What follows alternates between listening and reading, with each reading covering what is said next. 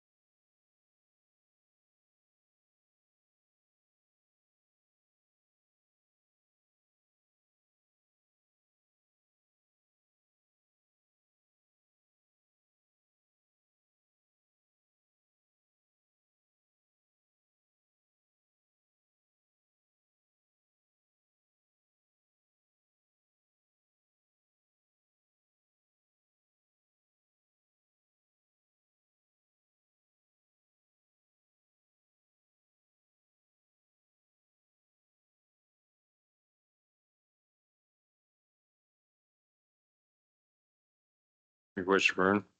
I didn't note the time when I called the meeting to order, 9:04 a.m. Nikki, can you take roll call, please? Carlos Hernandez, Here. Tara Gishik. Here. Shane Drift, Oma, here. Janelle Gagale. Here. Robert Moore. Here. First off, we have the approval of the agenda. Also, please review. Mr. Chairman and Council, we have two additions to the agenda. The first, under Kim Griner, will be the approval of amendment number 111, and reprogramming request for fiscal year 2026 BIA self-governance, authorization for chairman to sign, reviewed by attorney 5/2026. And then after me, we will add resolution 89/2026 regarding internal compliance and gaming commission.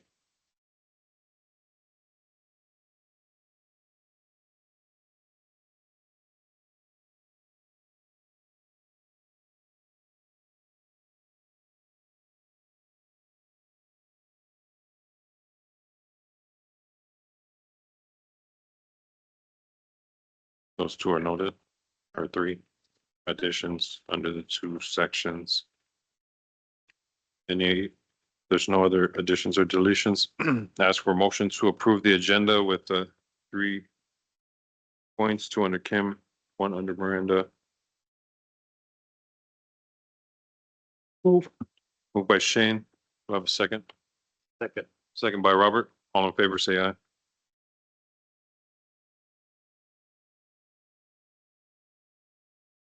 Any silent? Any opposed?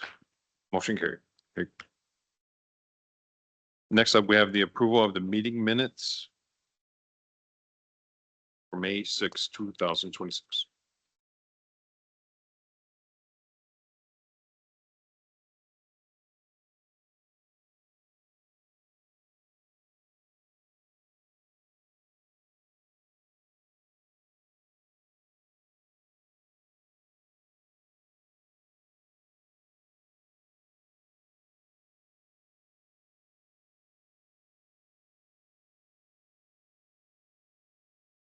Move to approve. Moved by Tara. Do we have a second? Second. Second by Shane. All in favor, say aye. Any opposed? Any silent? Motion carried. All right, next we have an introduction of new employees.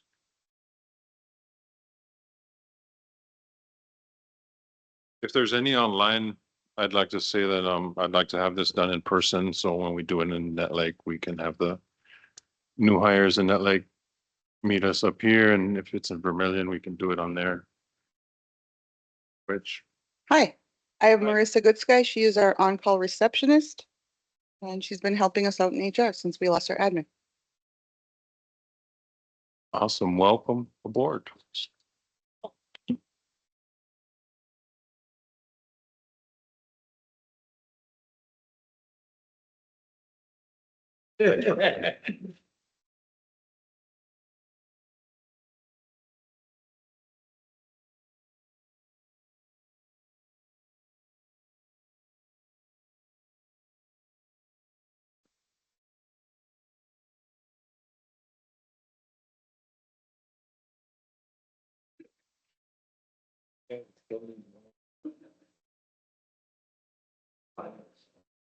On call?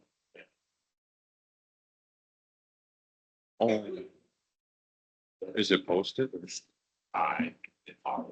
In the absence of any management from Health and Human Services, I will introduce our new dentist, Dr. Risk. Yes. He was with us as a locum and now has come on board full-time with us. So,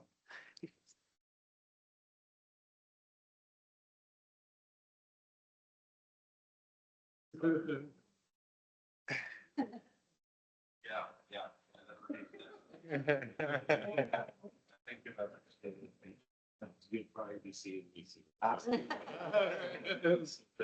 Awesome. Welcome aboard. Thank you for coming in. Thank you. Appreciate it. Welcome.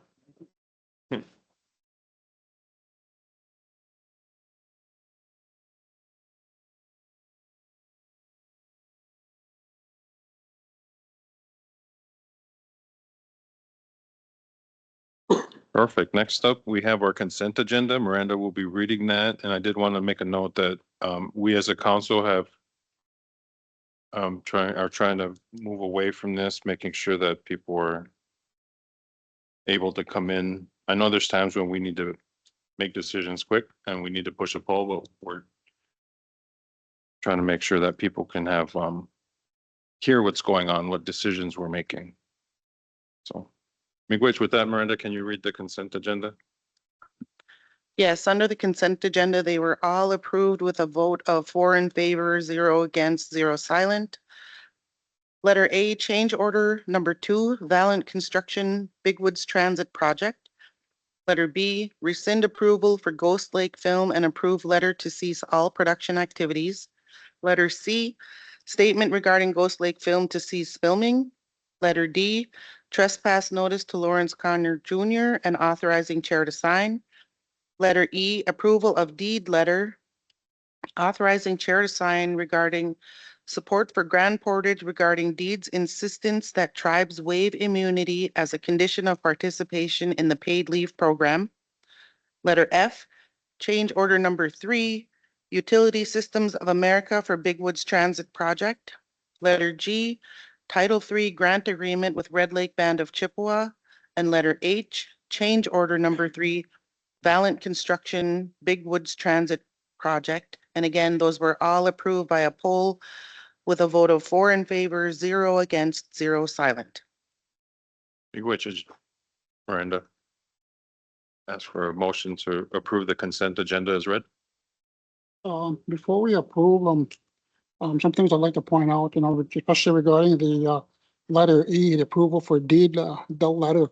And one of the questions I asked was regarding why does deed require the Grand Portage Bank to waive its sovereign immunity with a question mark? And that's a huge concern when we have these Minnesota departments and all that asking a tribe to waive its sovereign immunity, and I've always been against that. The other thing too is on the change order for number 3, utility systems for the American for Big Woods Transit Project. One of the things I asked is is the change order still within the budget? If not, does the grant have the monies to cover the change order? Does the grant have the funding to cover future change orders? I think that's a concern that we need to look at and keep in mind. And it also covers the change order for number 3 with Valiant Construction with the Bigwood Transit project. And it would be nice to know how it is budget wise with these change orders.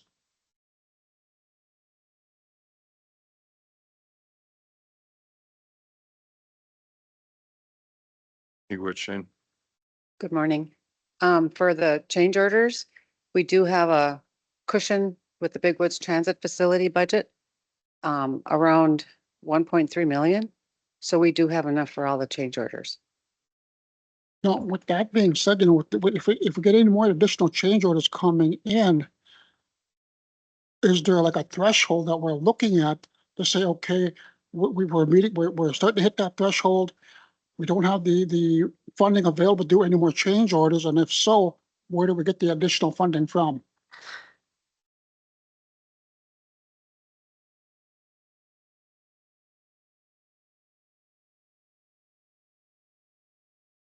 Well, our weekly meetings with DSDW, we go over these things.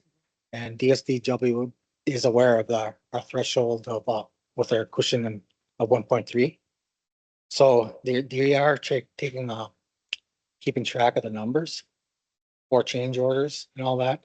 Change orders happen, and it's not going to be a perfect project. There's no such thing. Things come up, like the extra rock over there that the blast for. That was unexpected, but they're well aware of 9.5 million. That's what the project costs or was given to us from FTA. So they're well aware. And then FTA is updated monthly. Yes, they are. Yeah. Okay, thank you. With that, I move to approve. Motion to approve the consent agenda by Shane. Do I have a second? Second. Second by Tara. All in favor, say aye. Any opposed? He's silent. Motion carried. Next up, we have Pam Parson with the compliance update. Thank you for joining us today, Pam.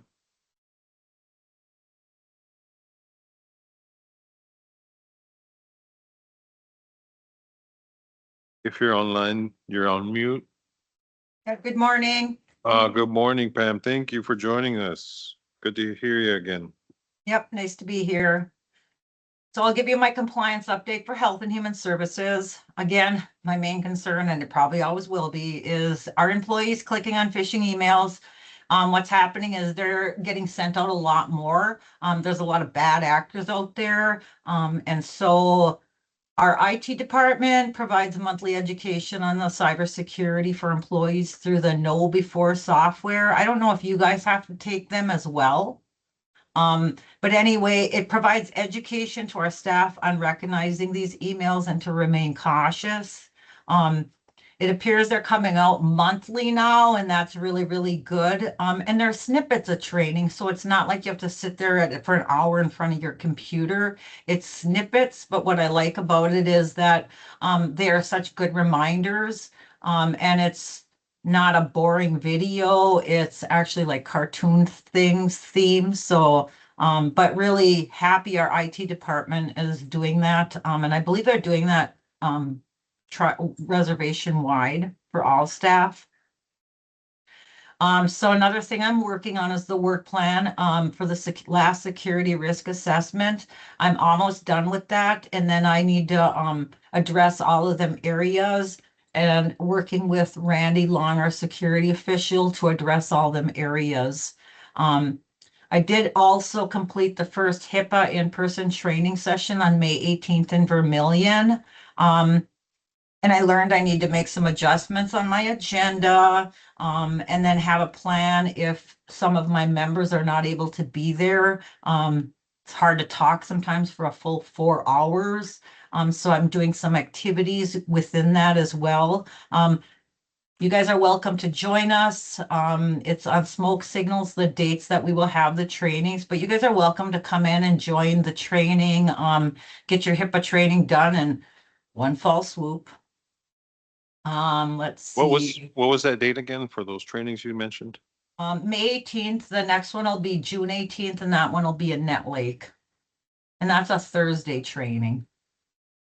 I set them up for the afternoon because then I don't have to feed people breakfast. I just give them snacks and water and refreshments. So another risk I'm monitoring is the proposed changes to HIPAA that are going to likely occur. So they've been pushing out the proposed changes. And I did a training yesterday with Compliancy Group, and they really talked about, even though they're proposed changes, that on myself, I should be really looking at that, because if they do go through, it's a lot of work. And so they've really encouraged everyone in compliance to start just making the changes. So what I'm looking at is these items are on my radar, and they are quite comprehensive. So the work that needs to be done to get these in place is really comprehensive, and it really requires working closely with our IT experts. But what we need to do is we need to get a technology asset inventory. These are required now. Technology asset inventory covering all systems that create, receive, maintain, or transmit electronic protected health information. We also need to get a network map that's illustrating the movement of our EPHI across our electronic systems. We also need to do annual updates after any environmental or operational changes that could affect our EPHI. They've also proposed changing the mandatory implementation.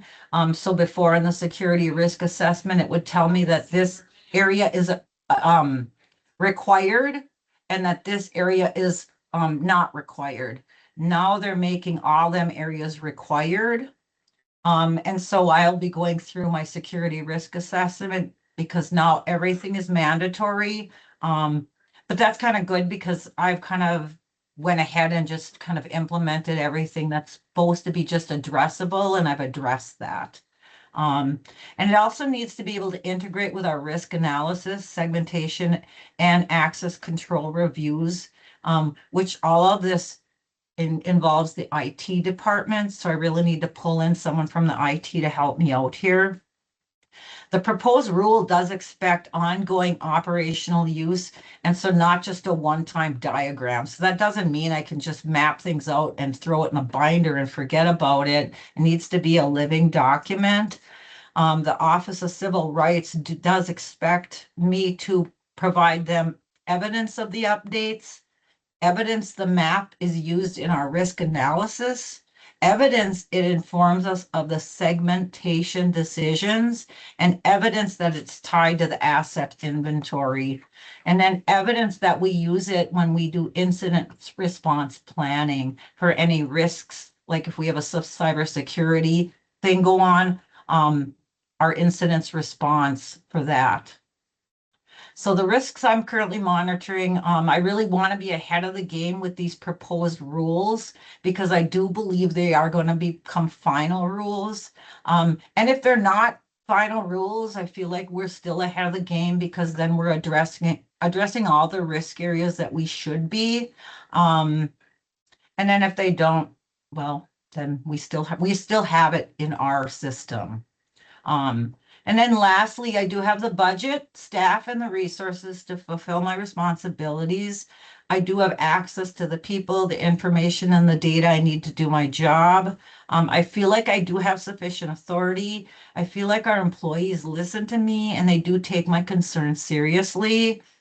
I'm also included in any new strategies, projects, or initiatives to ensure they're pursued compliant at the forefront.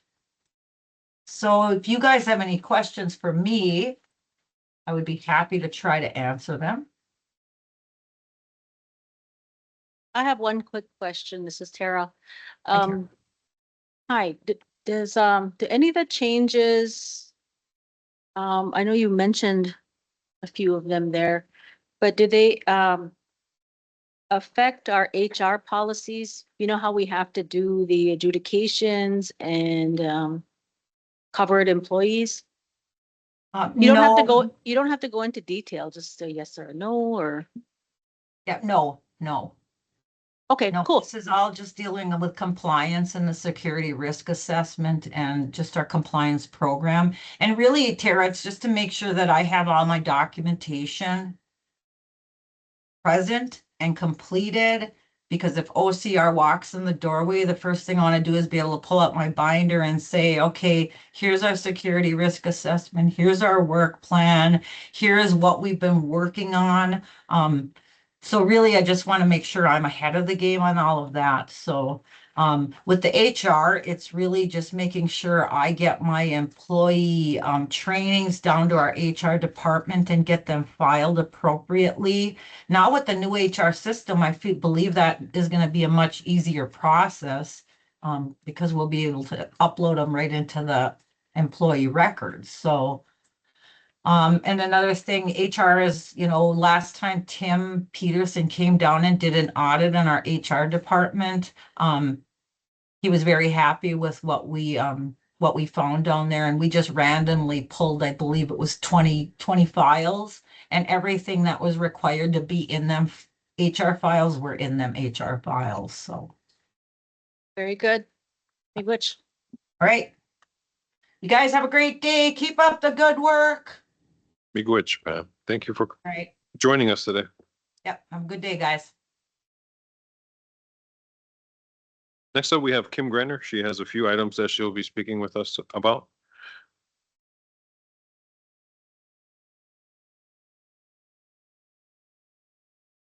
I didn't want to interrupt you later, so I just want to remind you that we'll take a break at 10 o'clock if we do reach that time. Thank you, Kim.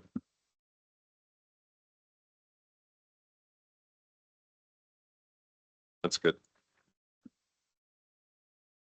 The first item I'm asking for approval of approve the 10 leases for 105L from IHS for 2026 and for the authorization for the chair to sign. These leases are renewals from and a few additions. So we sent them in before September 30th last summer, and IHS is just around now to getting to negotiate them. Or, finally doing it. During the period of the government shutdown, they did not do any work on any of the leases. Because it's not one of the areas that are advance funded. So they waited on it. So the two biggest changes that, well, there's three changes that you should be aware of. We dropped the HHS portion or IHS portion from the Vermillion Center because Dan last year, as of October 1, had moved the health staff out. Okay. So what will happen is in 2027, we'll go for the whole thing under the BIA. So it's a process. The first big change in how how administer it is, we had done all our leases on the fair market rent value based off the appraisals. So we are learning as we go.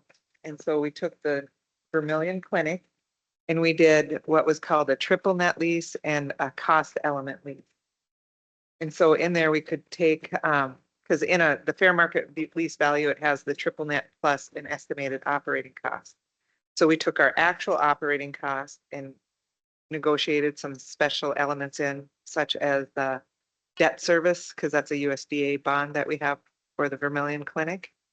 And we asked for some other reasonable equipment. So we are getting a maintenance truck and a enclosed trailer so they can move around their like lawn care equipment or tools and stuff and go from site to site. So that was a big that resulted in a 49.77% increase for that building alone. So that was a big chunk. The next, and then the last biggest, well, the next biggest change was when we had done New Moon, we had originally done the apartment building and the offices. And we thought at first we were just going to get the offices. Well, they included the whole apartment building. So this year when we negotiated, we added the duplexes and they accepted it. And that was an increase of 175,000 or 175.41% from last year on that building. And then we added the OEO shelter. And then also we get the standard inflation rate on the ones that we didn't change. So we're changing our methodology to maximize our collection. And so. Kim, I have a question on the list here. The Leander House is listed, but Oh, yeah, we got a prorated one for to the point we sold it. We told them when we sold it and they adjusted the lease. I forgot about that one. all right, Yep. that's what I was gonna ask. Thank you. So then per the last meeting now, like when we get these funds in, we'll put automatically buy a CD for 10% for replacement and 10% for emergency repairs. And then just on, you know, and I had on in my packet, it gives you kind of what my estimated interest just on those two CDs would be for a year. And then I have more stuff to go over in other packets, so. Question I have is, you know, with the Vermilion Clinic and with that money coming in now and with that, I think you said you had a loan on it. We have a loan for it. So the 105 loan money will be able to pay, is paying that loan rather than, oh yeah, it's just paying the loan? Yeah, okay, so 105L has been paying the loan because it's an allowable cost. And so when we did the fair market rate value, you know, they estimated a cost, you know, they had like, and I don't have the numbers in front of me. It was like, they estimated $7 a square foot to operate that building. Okay. And so in that money, we were paying the loan since we've had the 105L for that building. Now we went back and negotiated on cost elements. There's a whole list. And so we included that debt service payment in there. So now we get a significant more amount for that building. So then the other question too, with that money that's being freed up now with the Vermilion Clinic, is there, what's the plan for that money that's been freed up? I don't know. That's an HHS question. They've, you know, they've done this and now the three original 105L leases we had was the Net Lake Clinic, the Vermilion Clinic, and the SUDS program in Vermilion. And we've had those funds since 2019. So they have been using those, you know, they use their, because it would have been third-party revenue they would have been using to cover those costs. They have invested in like expanded services since then. I think we've gotten physical therapy over that time. And then they've opened the Virginia clinic now and stuff too. So they're expanding services. So, and then they're also building a reserve. Yeah. But I can't ask, I think Janelle's probably too new to, you know, and we have to meet with it. No, Yeah. you also talked about the I think the Vermillion Social Center, how there was a move between Dan taking his staff out of there and Mhm. then, we're supposed to go with the BIA.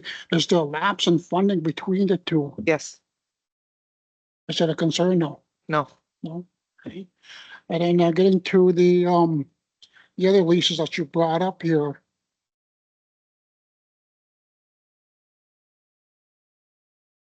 And all the money's being freed up and we still don't have a plan for the money that's been freed up yet with these other ones?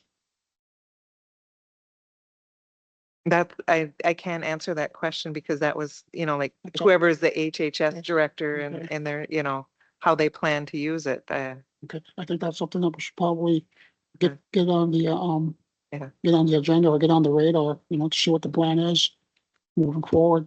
Thank you.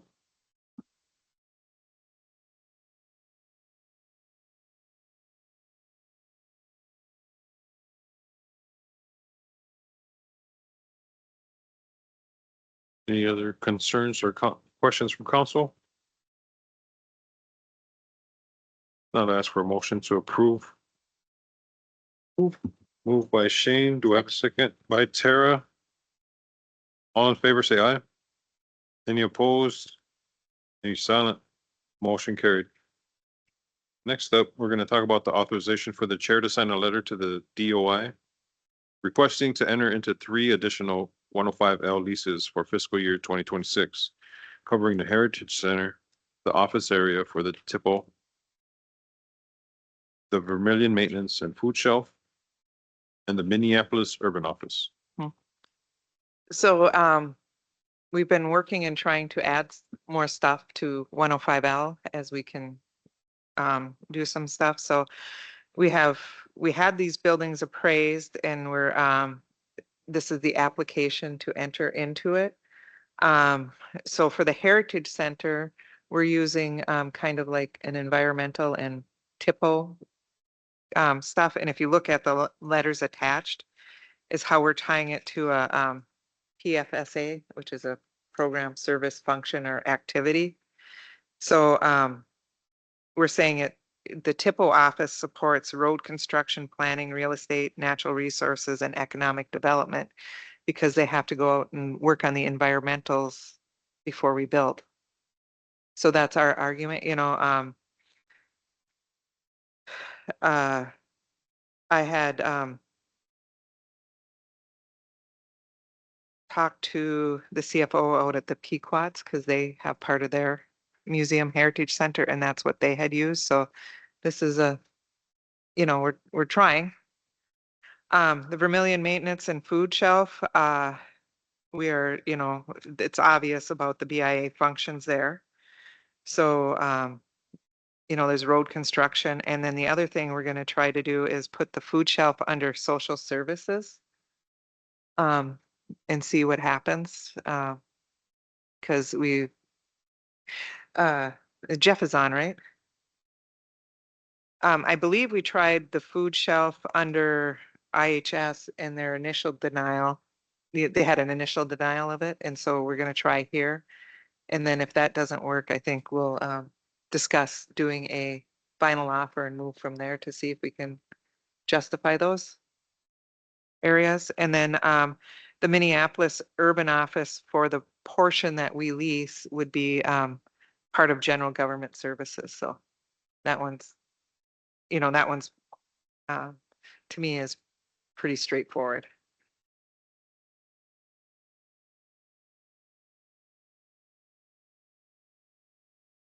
And in your packets, you have copies of the appraisal, so for those 3 areas. Okay, I see it now. Yeah. They're big packets. One question I have is it's kind of branching off from what we're talking about. I know that in the past couple of years, the tribe has tried to pursue a grant to build a new family health building. I think that the plan was to try and put it by the fitness center. Mhm. Now, if the tribe wanted to get a loan and then put that into 105L, do you think that would cover the whole loan payment? Yes, it would because Red Lake has done that with their kidney dialysis center and their 2 fire halls, and I'm sure they've done it with more. And they have argued that the USDA bond loan part, Mhm. is not federal dollars, so they were successful in winning that. And I have talked to our bank about it, and I was trying to find out if we could use the 105L as like collateral or, cash flows for if we were to just finance through our bank versus the USDA. Yeah, I know that. There's just, I've been exploring. Mhm. I think that's something that the tribal council should pursue and also talk with Janelle on it and move that forward, because I know that that's a huge need for our office staff up there, because they're so crowded and they're Yeah. overgrowing, and it'd be great to get in place. Yeah. And the bank the bank was very interested and had asked if I'd come do a presentation to their board to explain it, what 105L is.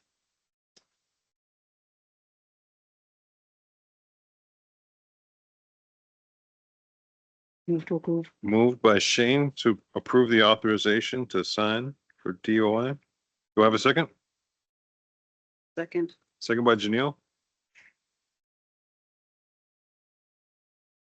All in favor, say aye. Any opposed? Any silent? Motion carried. Next up, Kim's going to talk about the authorization for the chair to sign the request for 2 additional 105 leases with IHS, which cover the Virginia HHS property and the I Falls SUD office. Okay, so the Virginia property is new and it's now occupied and providing services, so we can now put our request in for a proposal. And these new ones are all fair market lease value methodology until we have some actual operating history to negotiate another way. So I don't have any doubts that either one of these will be denied. It'll come because they're straightforward. The I Falls SUD office, we used to have 105L when it was was it the Kutaska building? And then they moved to the Rainy River campus or Minnesota North campus. And so we had to drop the lease with IHS with Kutaska, when they were at that site, we had to have it appraised and now we have to submit for it again. So that's why it's circling back around.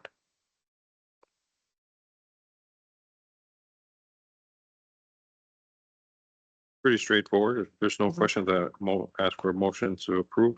Move. Moved by Tara. Do I have a second? Second. Second by Shane. All in favor, say aye. Any opposed? Any silent? Motion carried. Next up, Kim's going to talk about the Indian Legal Assistance Program request for funding fiscal year 2025 to 2026.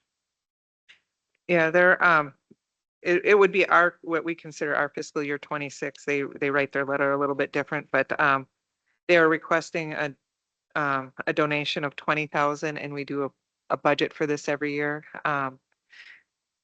Is the statistics in your packet? There was quite a bit of statistics from them. No? The appraisal report, or Yeah, they give us a report. I couldn't get it attached, so I had emailed it upstairs to have it attached, but they do quite a bit of work for Boys Fort, and I can forward that directly to the council if you want. It has how many cases they started closed, it has how many are criminal, and and then they have it broke down by felony and broke down about how much in each kind of court system that they work in. So like, they have how many they do at Boys Fort, and then they have how many do at St. Louis County or Carleton County broke out. They also have their civil court statistics in there too. Kim or council, do you want to see that information? We can pull it up on the screen if you would like to. yes. And if you could forward that to us, if it,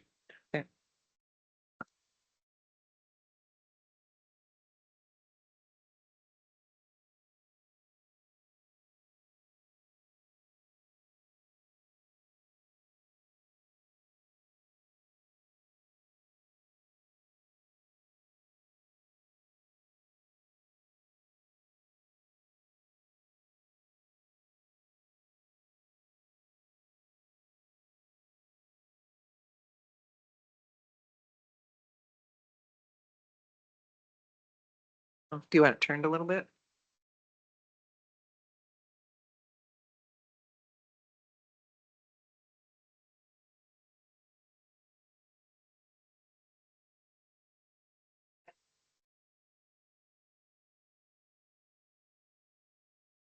That looks good. Sir, I don't know, not sure if you just. They just made it smaller.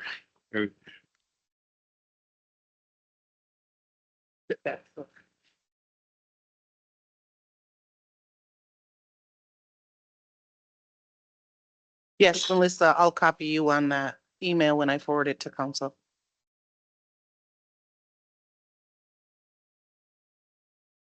So this is the overall statistics. They had client info, they had opened, this is their 24-25 year. So they opened 174 cases and closed 206. And then they have it broke down by felonies, gross misdemeanors.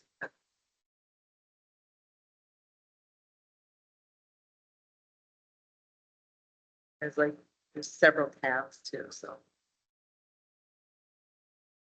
The 174 open cases are those West Martins?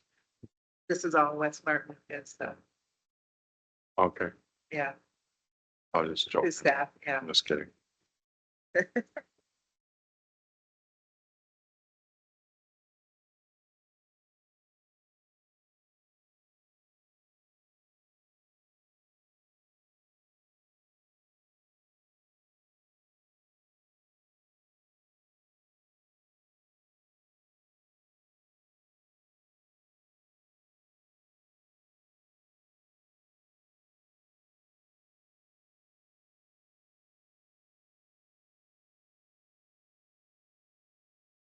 So you can see by county, they have it broke down.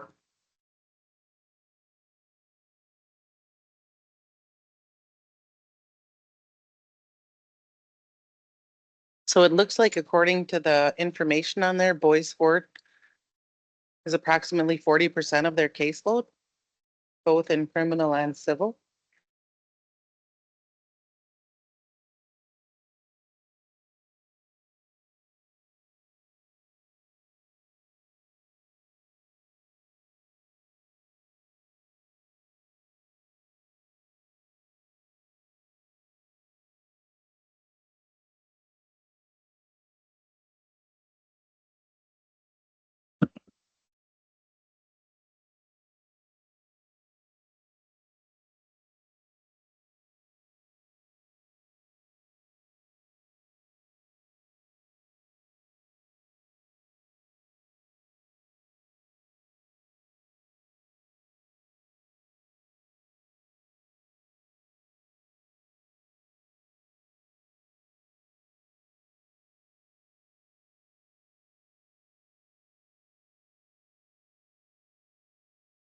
Move to approve. Moved by Tara.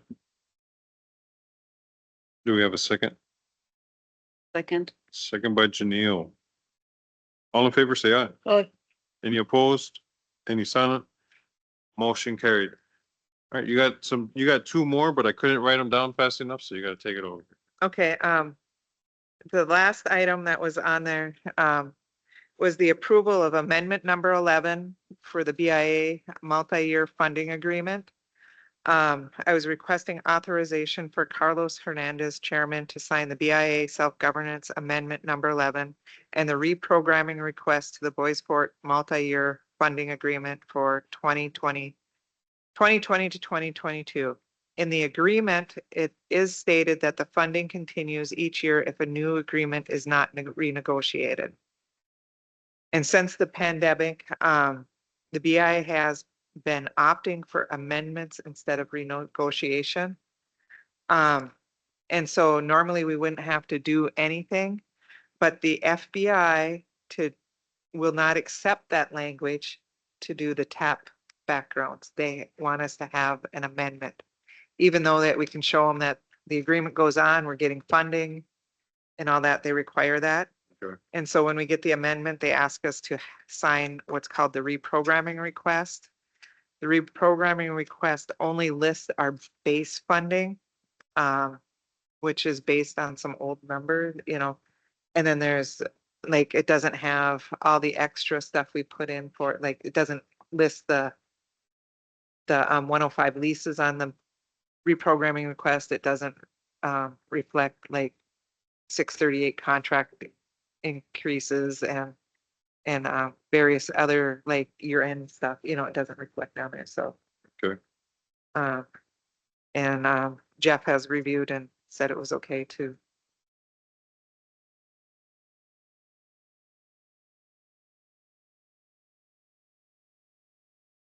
Questions are until this is until they accept this.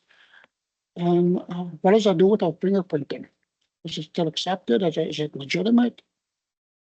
With what you're requesting here, So yes, they will, because we've done this for like the last 3 years. okay? And so Melissa is the one who gets the questions from the FBI about having the proof. I don't know what happens between the times. Mhm. And the other thing too is that I forgot to mention is that Jeff and I plan to work on updating and renegotiating the funding agreement because we want to make some changes and incorporate some languages about 105L and make some changes, add some TFSA, you know, the program function services and activities in our agreement. We've talked about it and have kind of a list of what we want to do.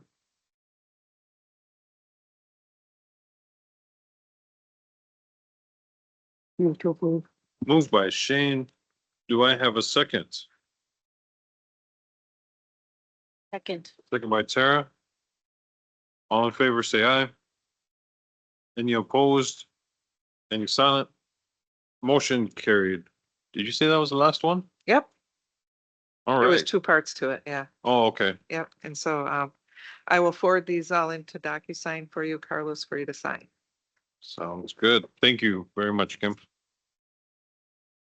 All right, next up, we have Jeff Holt.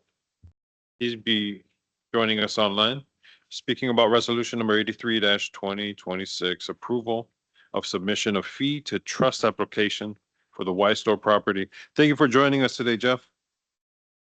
Thank you, Chairman. Thanks, Council. I will give a brief overview of the resolution and then happy to answer any questions. So a few months back, as you know, the council authorized paying off of the loan that secured the Y Store property, which kind of paved the way to be able to start the process of getting a fee to trust application in for that property, to convert it from fee simple status to trust status for the band. There was some work. We got started right away. And before we submit a formal application to BIA for the fee to trust, there's some work that needs to be done to prepare that. And so that's what we've been working on right now. Some of the big steps are getting a title opinion for the property finalized.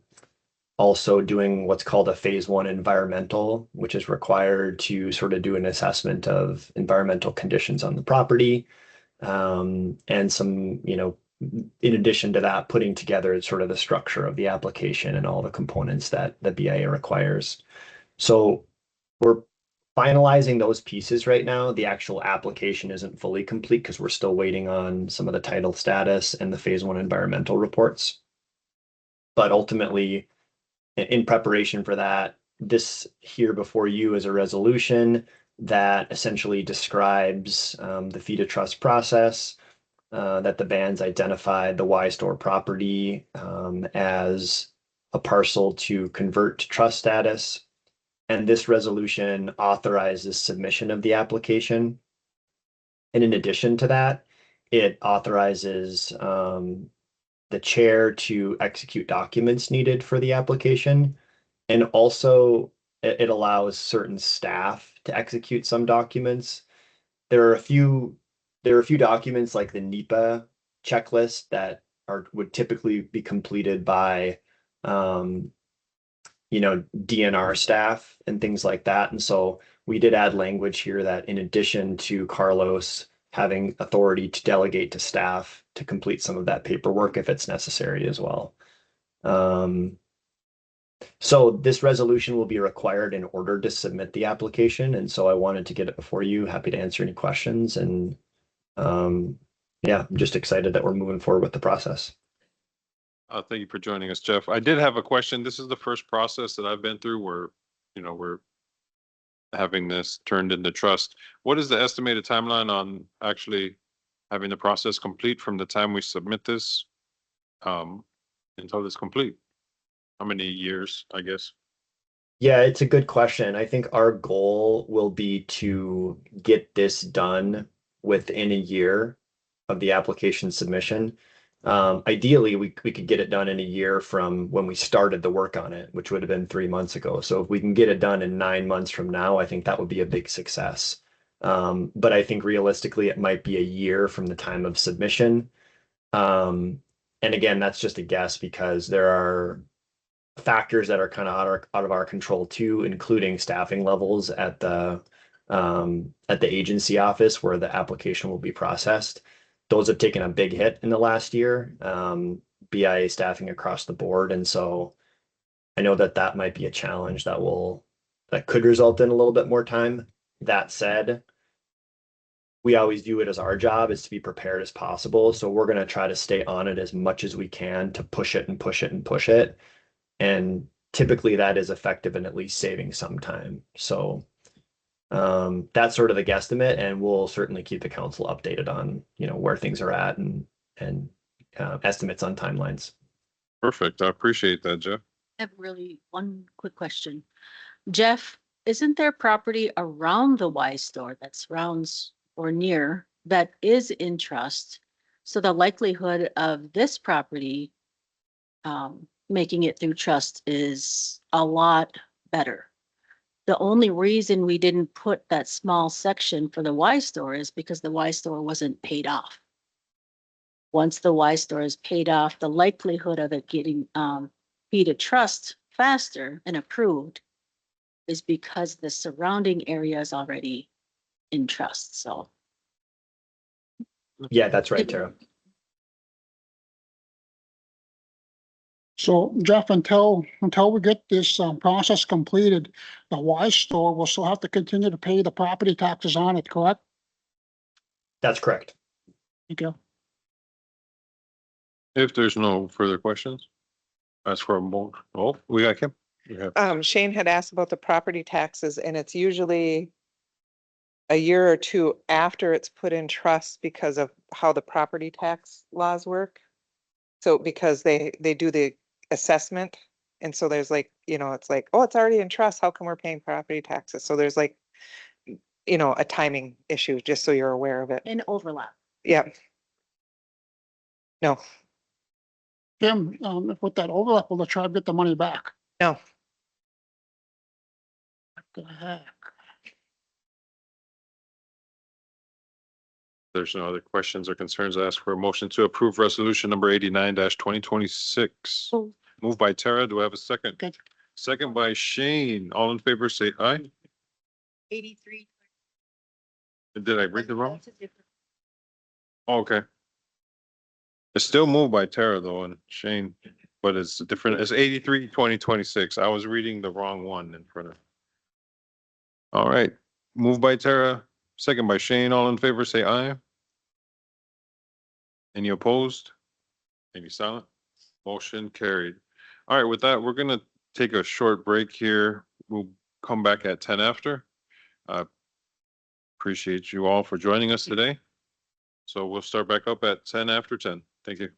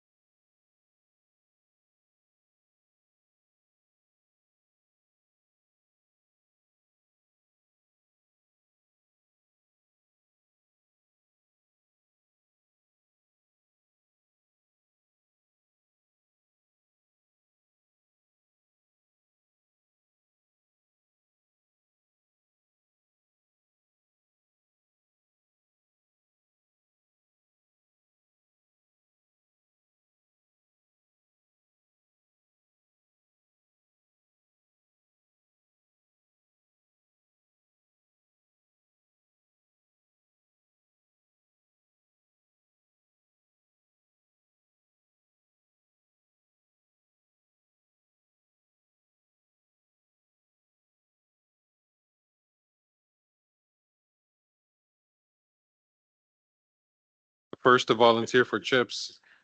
All right, it's 10 after 10. Thank you all for joining us today. We'll get back on track here. Lance Hill's gonna be next up. Luckily, they're easy ones today.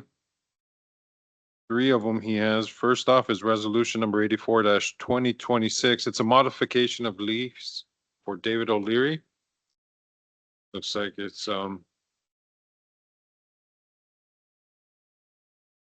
you for joining us today, Lance. Good morning, thank you. All right, yes, for the most part, it's simple. There are 6 provisions that we're changing to the existing lease. Believe it or not, that was more efficient than canceling the action and issuing a new one. So quick backstory, in 2006, the residential lease was issued to a Bernard O'Leary.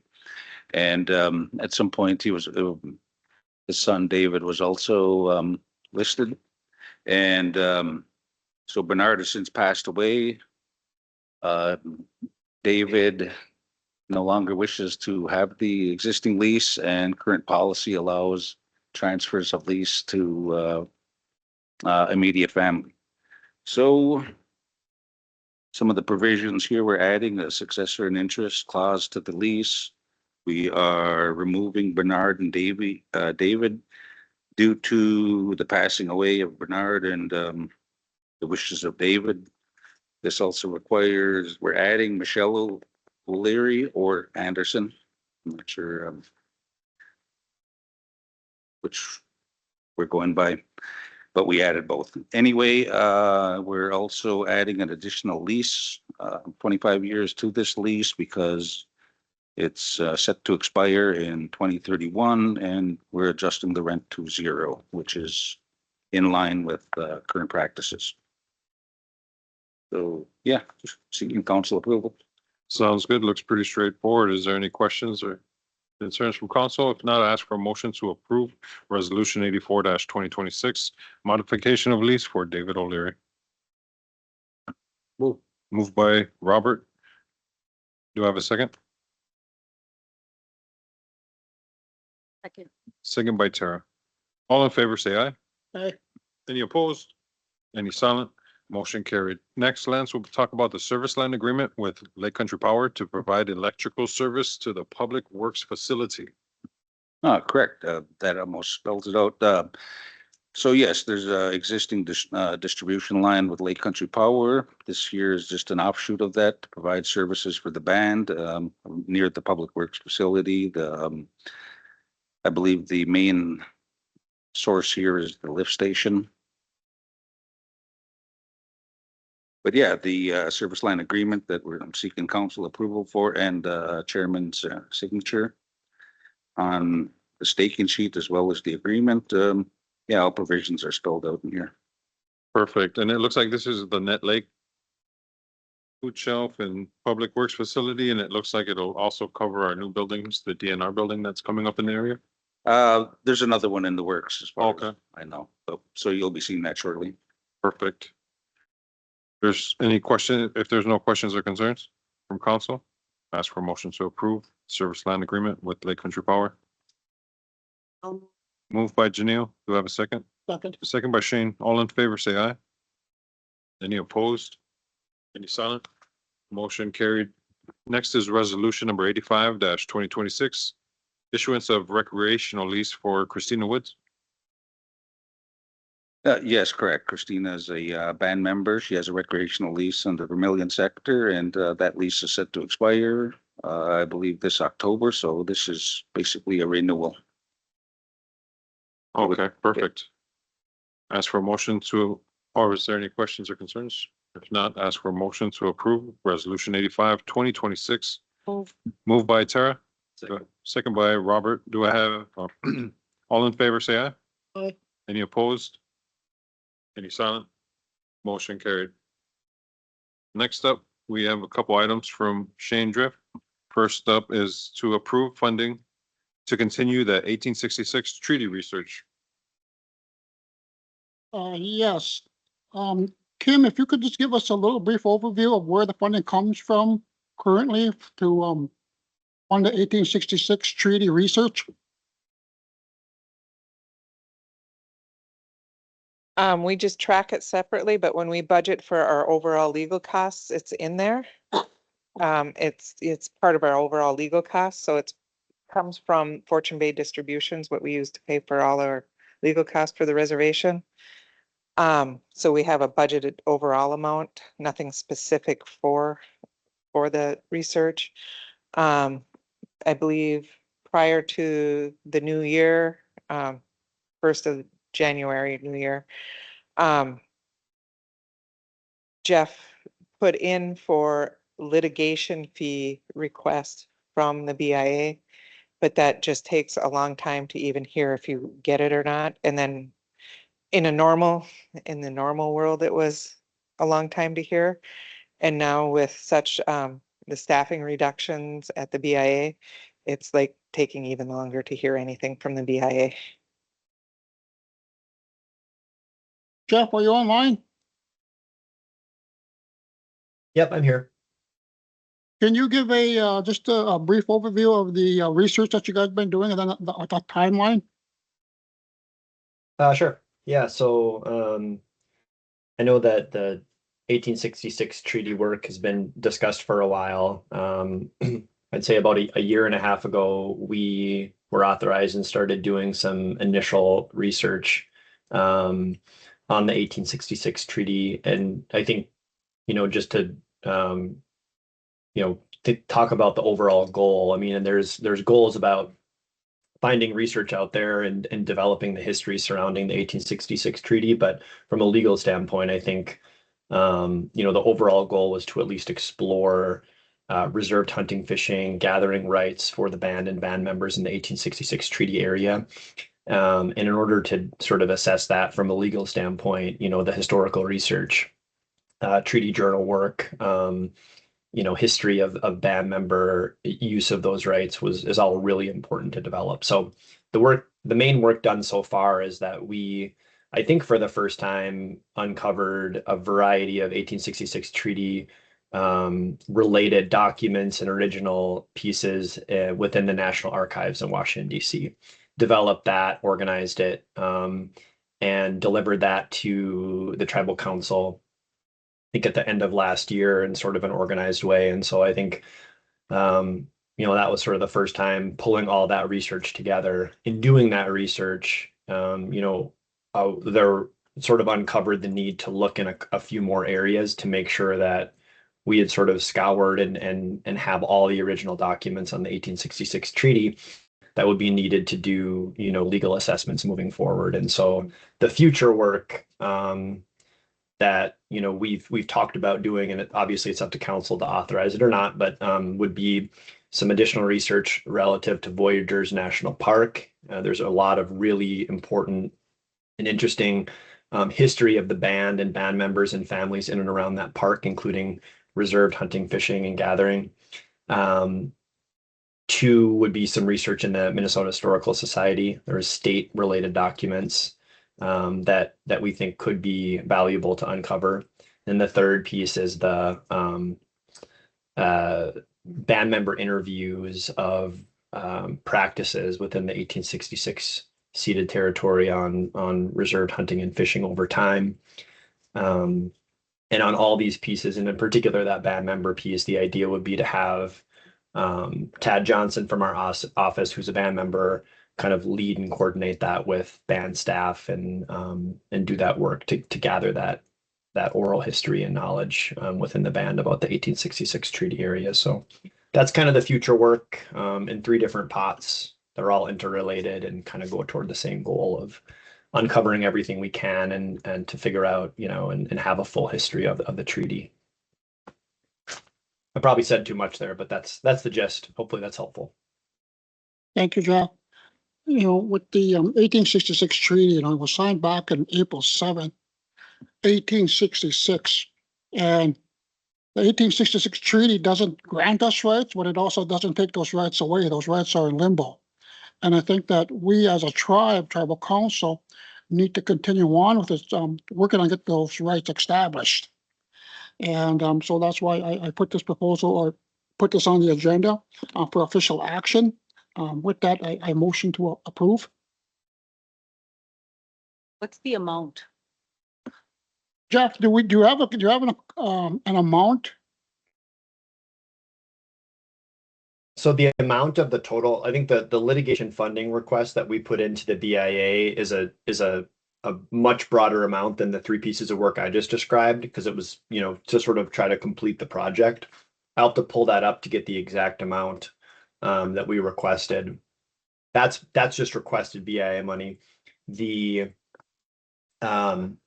specific three sort of research areas and projects, we had provided an estimated budget, kind of not knowing what was involved there. So it's sort of high end that we would cap it at. Let me see. The band member interview work, and that's, that's the interview of band members and the oral history related work. That has a max cap of $26,950. The Minnesota Historical Society max cap is $17,950, and the Voyageurs National Park is $18,200. So those are the three separate pots. They would be capped at that, and that's a combination of, the majority of those fees are actually research fees, are not legal fees. So it'd be, you know, coordinating with historical researchers, not necessarily attorneys' fees. I can re-forward those budgets. We've broken down kind of the costs relative to each of them too, if the council wants to see those again.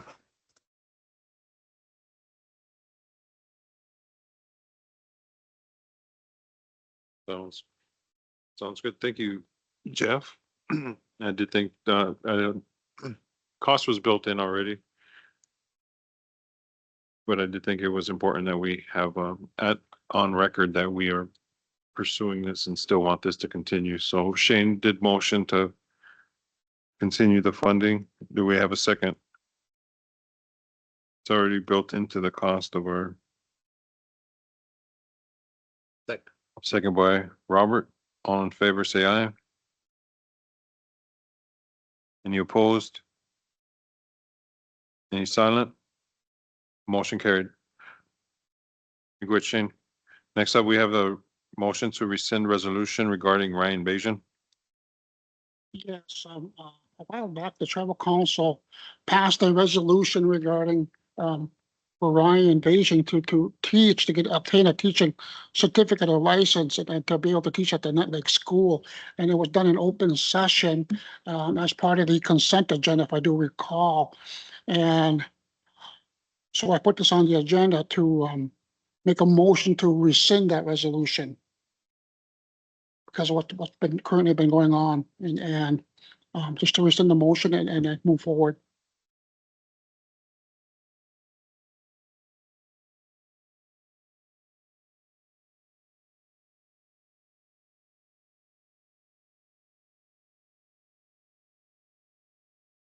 We got a motion on the floor by Shane to rescind the resolution regarding Ryan Bajan. Do I have a second? Second. Second by Tara. All in favor, say aye. Any opposed? Any silent? Motion carried. Next up on the agenda, we have Melissa Hawk. And I don't see her in person, so I believe she might be online. Melissa, thank you for joining us, and she's going to be speaking us about the grant submission, phase 2 pilot to produce phase 2 pilot produce prescription program.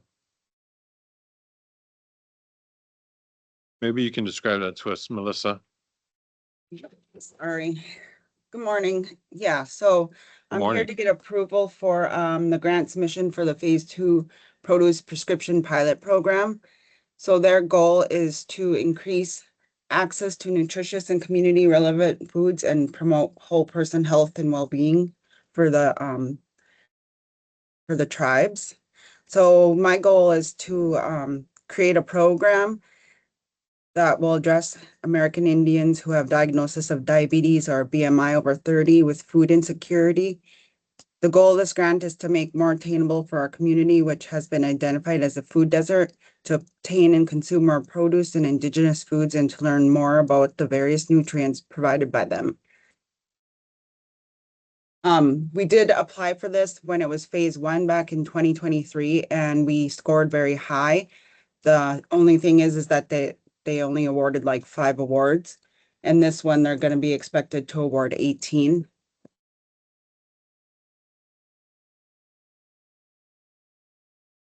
I still do have all of the application and everything from the last time.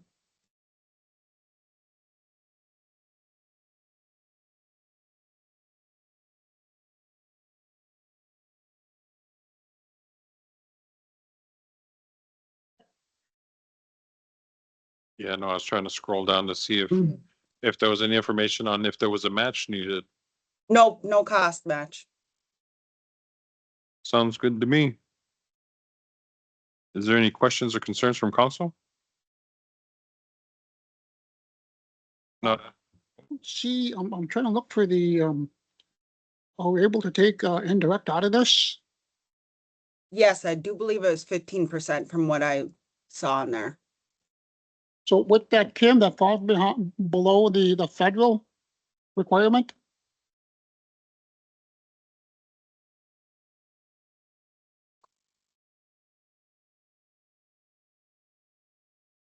Our rate is usually around 21 to 22%. And so the 6% difference, would, would not be allowed in the grant. And we can have a discussion going forward too, is since one thing is because, it would be something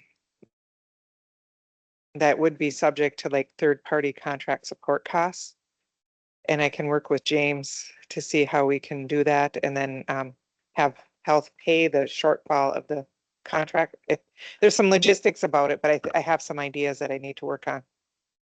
So with the difference between the two, that does create a shortfall. Who absorbs that? That is when we put in the RTC, when we do the budget, I have that indirect cost shortfall. It Mhm. comes out of that. We have a lump sum that we put in and I estimate it annually. Thank you. Real quick, Kim, before you go anywhere, and then maybe Doris. I don't see the grant form, the grant. Mhm. So this Okay. wasn't run through your program or the, what is that called again? What grant form I'm. Yeah, I know what you're talking about, but I don't always see all the grant forms. They might go to a program accountant.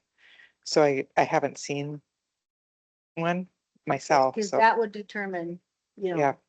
Mhm. This notice just came out like last week, so I had like 0 time to get on the agenda. So I sent the agenda and the grant approval request all at the same time. So Yeah, did talk to Doris about it. Melissa did talk to me and she hasn't had time to do the narrative yet. However, this grant was submitted a year ago to another program and it wasn't funded. And so it's a repeat of that same project. And the grant is due on the 22nd. And so she will get the reports done before then for our review and signature approval. From there, we can send it on to the tribal council for their review. I would ask that the council approve this pending the submission of those documents, just for the sake of time, because like I said, the grant is due on the 22nd. thank you, Doris. And the grant is basically being written for the benefit of the diabetic patients who will be getting, the grant is focused to give them an incentive to follow their case plan or the diabetes plan, and also to learn how to budget and plan meal planning and gardening so they can grow their own vegetables, because right now that's one of the biggest downfalls of the diabetic patients is to have fresh produce available to them. And so this project will work to counteract that. I just wanted to double check to make sure that it went through your program, through your grant. Okay, I move to approve. Moved by Tara. Do I have a second? Second. Second by Janelle. All in favor, say aye. Aye. Any opposed? Any silent? Motion carried. Thank you for joining us today, Melissa. Thank you. You guys have a good day. You too. Take it easy. All right, next up on the agenda, we have Rhiannon Strong. She'll be speaking to us about two items. The first up is going to be the approval of the Head Start, the annual Head Start licenses for Vermilion and Net Lake.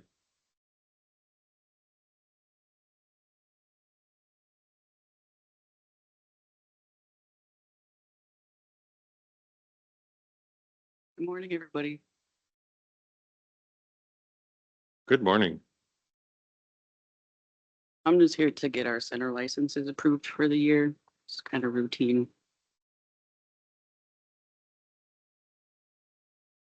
Was there any changes from the previous year? Other than my name on the certificate? No, not really. Not really included in the agenda request were the IHS inspection reports and the documentation that goes along with it.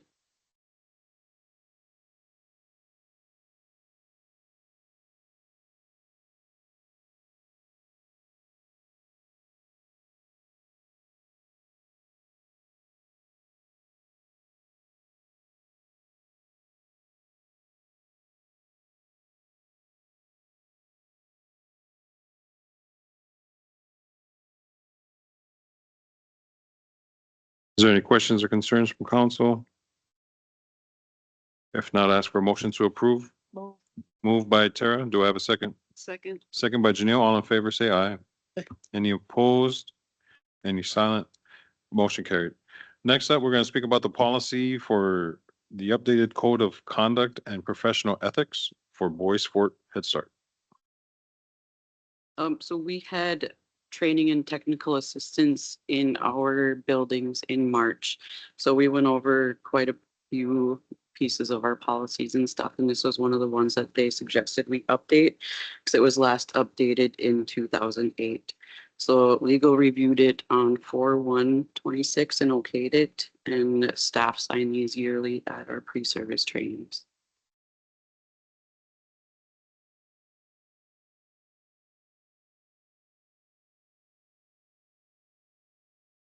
And you have this reviewed by a policy council before you bring it to us? Yes, they approved it last week. Is there any questions or concerns from council? I'll ask for a motion to approve the policy of the updated code and conduct of professional ethics for Boys Fort Head Start. Moved by Tara. Do I have a second? Second. Second by Janelle. All in favor, say aye. Aye. Any opposed? Any silent? Motion carried. Thank you for joining us today. Thank you. Have a good day. All right, next up on the agenda, we have Terry Morrison. Here to speak about resolution number 86-2026. Appointment to MIAAA Advisory Executive Council, and I apologize for not standing up. I have an issue with my back right now, so I apologize for not shaking your hand, Terry and Rhiannon, and everybody else that came. And Shane should shake your hand. I didn't shake your hand yet. Thank you, Terry, for joining us. Buju. So I have a resolution for the Minnesota Indian Area Agency on Aging. So that's our Title III grant that was in the consent agenda. Part of that requirement, they set aside an area agency just for the native tribes. And so part of that is each tribe needs to have a representative on the board, and that helps guide what they do with the funding and the proper breakdown and to give input on the funding. So previously that had been Jenny Rowland. So we need to put in a new resolution. I have Terry Defoe as the normal person, the regular rep. Thank you. And then I'm the alternate.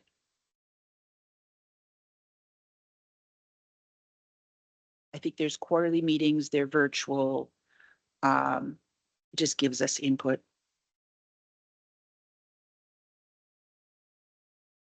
Perfect. There's no questions or concerns. Ask for a motion to approve resolution number 86 2026, the appointment to the MIAAA Advisory Executive Council. Move. Moved by Tara. Do I have a second by Janelle? All in favor, say aye. Any opposed? Any silent? Motion carried. Thank you for joining us today, Terry. Next up, we have Teresa Drift. I don't see her here, so I believe she's online. Teresa will be speaking about resolution number 87 2026, New Moon Operating Subsidy Agreement with MHFA. Hi, Terry. I see you online now. How are you doing today? Good morning. So don't ever call me Terry because we don't want anybody to get confused with me and Terry, who's in housing. So I never go by Terry, just FYI for everybody. We're not the same person, contrary to misconceptions. I apologize. That's okay. It happens. This is the New Moon operating subsidy that we have had with Minnesota Housing since we opened in 2012. This is just the continuation of that operating subsidy.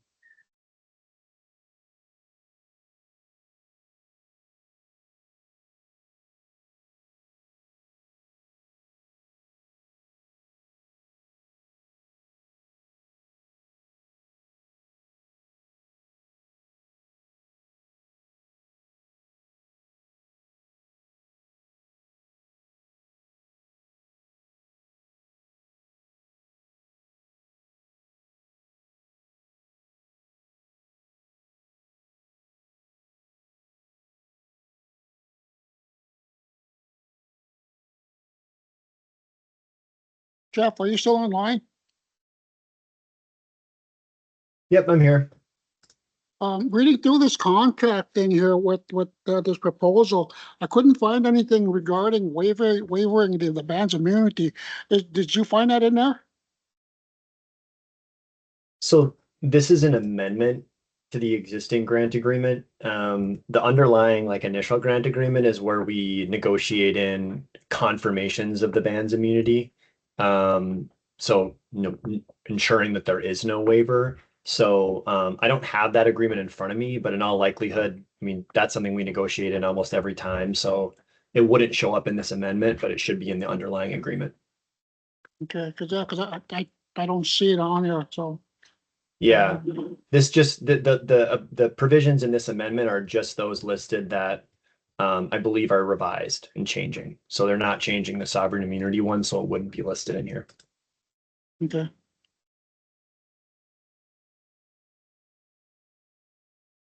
Move to approve. Moved by Tara. Do I have a second? Thank you. Second by Shane. All in favor, say aye. Any opposed? Any silent? Motion carried. Thank you for joining us today, Ms. Drift. Great. Thank you so much and have a great day. All right, next up, Miranda Lilia has a few items. First up is a strategic plan refinement and implementation workshop proposal from North Span using tribal ARPA dollars. Thank you, Council. For your consideration today, I submitted a memo and the proposal as submitted by North Span. Jared Dunlap is here. He will also be presenting with me. This proposal was submitted by Jared, and the proposal includes some additional planning workshops, support implementation, community meetings to really strengthen our strategic plan. And so the request is for an additional $18,295. Originally, we had $20,000 from BIA end of year funds for the strategic plan. We would need an additional $18,295. I did discuss via email with Kim Greiner, Chief Financial Officer, and she recommended that we use tribal ARPA for the remaining $18,000 balance. There is 600,000 plus of undesignated tribal ARPA funds remaining as of May 26, 2026. And so part of the proposal, if you scroll down and look, there are 2 community meetings that we would have so we could really get information from our community, our band members into our strategic plan. There are some quarterly meetings. There is a workshop one day that would include council and staff. And so this request is to, again, pay for the proposed amendment or additional work with the strategic plan and ultimately really strengthen our strategic plan and get information from all of our stakeholders. Jared, do you have anything to ask or add? Anin bonjour, everyone. It's Jared Dunlop again, the twins. Oh, good to see you all this morning. As many of you know, over the past months, we've worked together to develop and refine the band's strategic plan in a refresh. And that plan was reviewed and approved over time in draft form, and it reflects all of the priorities, values, and direction that came from leadership. And so today it's not really about revisiting that work. It's more about how you all had wanted to move forward and ensure it's actually implemented as best as it can be.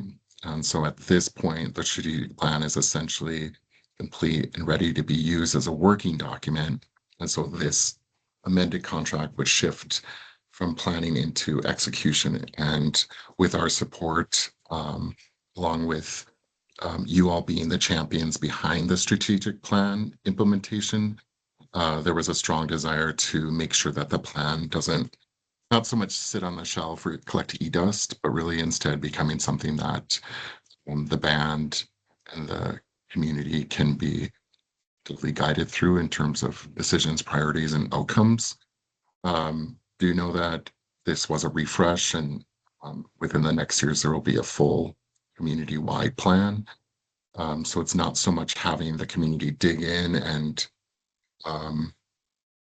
reinterpret the strategic actions, but to see through community engagement if it's as best aligned and maybe where we could pivot in some ways. So I hope it seems to be straightforward. The original contract got us through that refresh plan, and then this extension would be making sure that the plan's carried out in its implementation over year one for those strategic action plans to take shape and move through year one. And so, yeah, I think what we had heard from our meetings with the team there at Voice for was, you all would look for a process that would be successful implementation. And I think we both agree that it looks like ongoing support structure, more opportunity for alignment, and then the potential for connection to the community. So, yeah, I think that's kind of what I wanted to share at this point.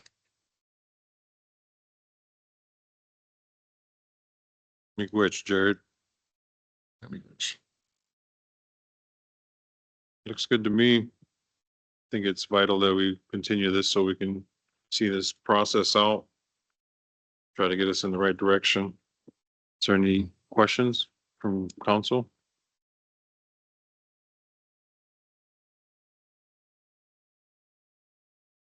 I see this is phase one, phase two. Is this final now? Because that's all I'm willing to go here. I don't want any more amendments or anything like that. Thank you, Tara. I think it's nothing that any amendments would be needed. It'd be more defining like where would the best space for community engagement be.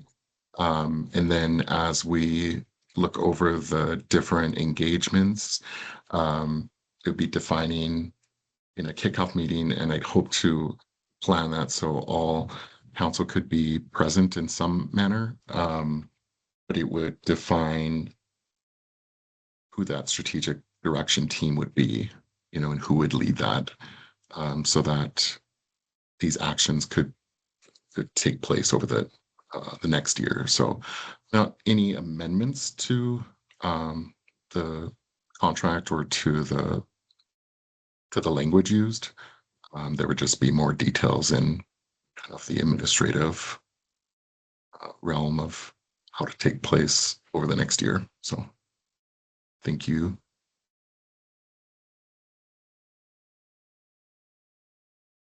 Jared, you know I was gonna ask about the funding and the money part.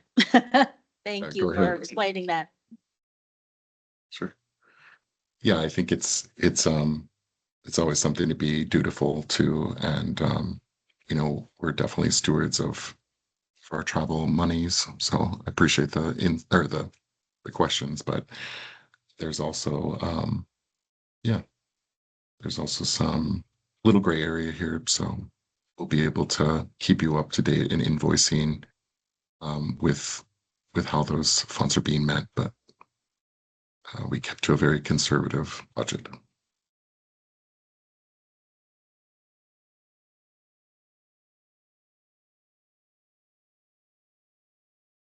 Looks good to me. I move to approve. Moved by Tara. Do I have a second? A second. Second by Janelle. All in favor, say aye. Aye. Any opposed? Chimigwich, everyone. Any silent? Motion carried. All right.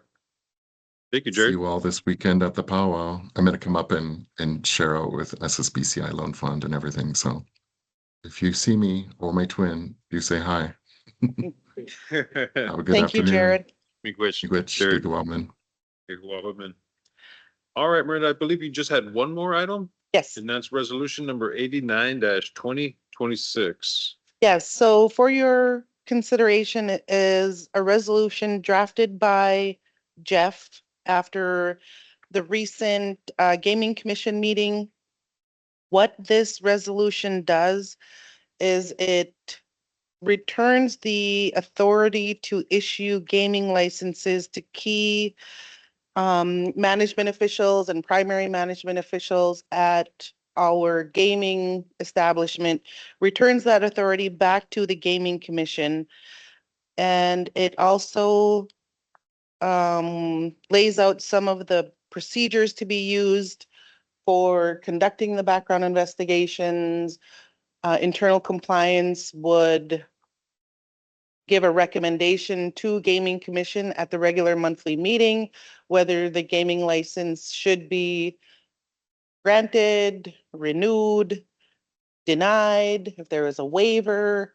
And so this resolution is presented for your consideration to be approved.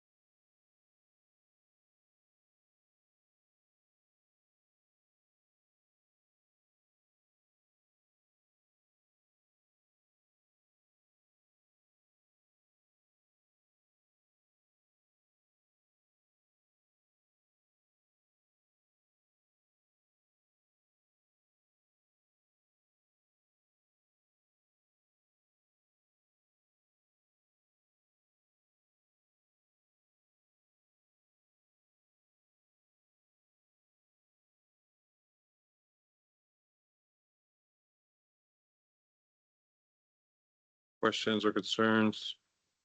No, we spoke about this at the gaming or Monday morning meeting. Ask for a motion to approve resolution 89-2026. I'll move. Moved by Janelle.